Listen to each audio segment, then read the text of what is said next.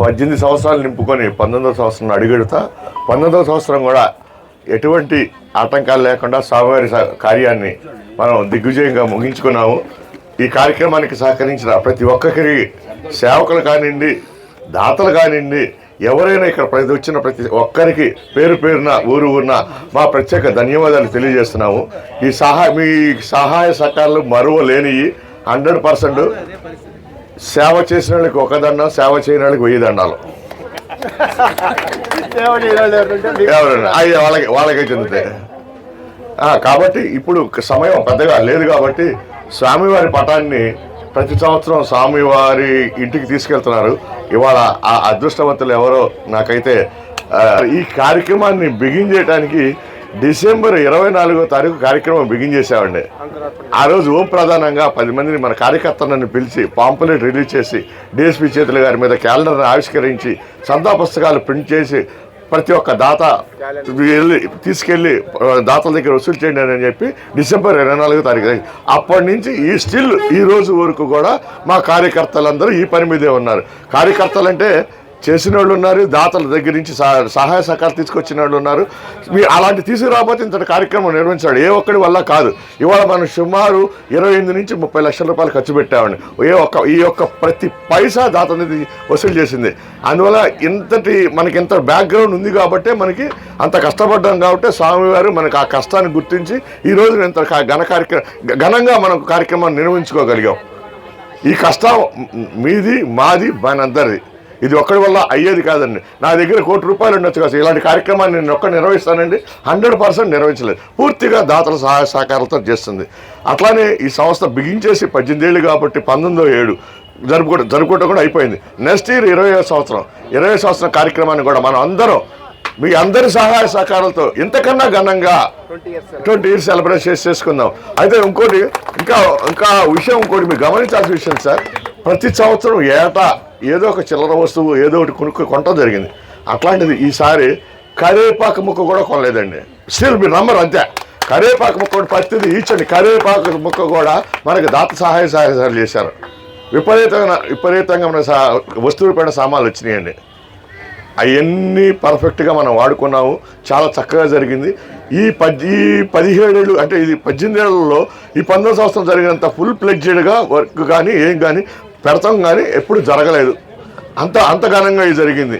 అది దాతల సహకారం, మన సేవకుల సహకారం, అందరి సహకారం. కాబట్టి ఈ సహాయ సహకారాలు అందించిన కొంతమంది వ్యక్తులు ఉన్నారు. వాళ్ళందరినీ నలుగురిలో గుర్తించుకోవటం మనం ఆనవాయితీ కాబట్టి ఒక్క నిమిషం.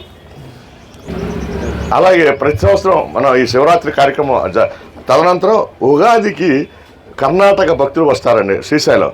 అసలు ఈ శివరాత్రికి వచ్చే జనాభా కాదు, ఉగాదికి కర్ణాటక భక్తులు వస్తారు. కర్ణాటక అమ్మవారి పుట్టిల్లు కర్ణాటక భక్తులకి వేల మైళ్ళ దూరం నుంచి అమ్మవారికి కాడి కట్టుకొని పసుపు కుంకుమ సమర్పించడానికి వస్తుంటారు. ఇదే టీము ఇంతమంది కాదండి. అక్కడ ఫారెస్ట్లోకి వెళ్తాం. భైరవి టీ అని చెప్పి ఆత్మకూరు ఘాట్ రోడ్లో ఉంటుంది. ఆత్మకూరు ఘాట్ రోడ్ నుంచి 5 కిలోమీటర్స్ డీప్ ఫారెస్ట్లోకి వెళ్ళిపోతాం. ఇంతమంది కాదండి. అక్కడ పర్మిషన్స్ ఉండవు.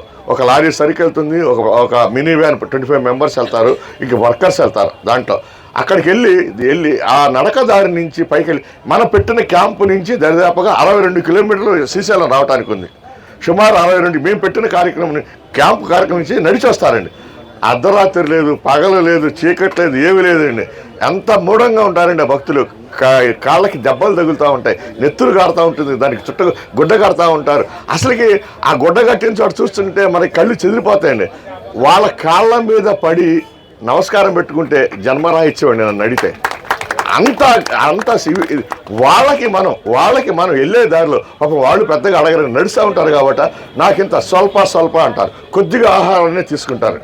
ఆ కొద్దిగా ఆహారాన్ని తీసుకొచ్చి మనం ఇచ్చే వాటర్ని తాగి వాళ్ళు లీటర్ డబ్బాలు తెచ్చుకుంటారు. లీటర్ డబ్బాల్లో మనం గెరాటా వేసి దాంట్లో నీళ్లు పోసి నింపుతాయి. వాళ్ళు వెళ్తూ ఉంటారు. వాళ్ళు చాలా లిమిటెడ్గా ఎంతే పెట్టించుకుంటారు, స్వల్ప అంటారు.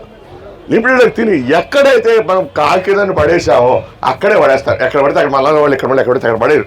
చాలా డీసెంట్గా బిహేవ్ చేస్తారు. ఇది కాక మీరు పొడుగు కాళ్ళు చెక్కలు కట్టుకుని వస్తుంటారు, నిలువుగా చెక్కలు కట్టుకుని ఉంటారు చూడండి. అలాంటి వాళ్ళు ఒక మొక్కు అది. వాళ్ళు ఎంతో దూరం నుంచి ఆ చెక్క కాళ్ళ మీద నడిచి వస్తూ ఉంటారు.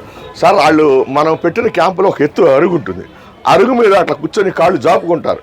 ఈ ఈ ఎక్కడైతే ఈ కాళ్ళ దగ్గర చెక్కలు కట్టుకుంటారో ఆ చెక్కల దగ్గర చర్మం నలిగిపోయి బీభత్సం అనమాట. అది అది అది అలివి కానీ ఇలా అసలు మనుషులా కాదా అనిపిస్తుంది ఒకసారి, అంత మూఢంగా ఉంటారు.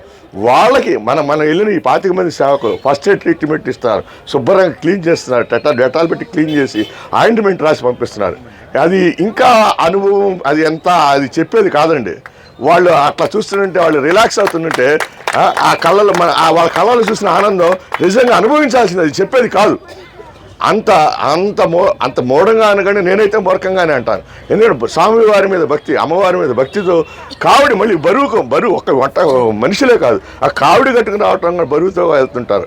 వాళ్ళందరూ కూడా మన త్వరలో ఉగాదికి ఇక్కడికి చేరతారని, అందుకని ఉగాది ముందు ఒక 4 రోజుల ముందే మనం క్యాంపు చేసుకుంటాం. ఆ 4 రోజులు క్యాంపు చేసుకుంటే చివరి రోజుకి వీళ్ళు చేరతారు కాబట్టి ఉగాది రోజుకి వాళ్ళు పైకి వెళ్తారు కాబట్టి ఆ దారిలో ఉంటారు కాబట్టి మనం ముందరే వచ్చేస్తాం. మనం ఉగాదికి 4 రోజుల ముందు జరుగుతుంది క్యాంపు.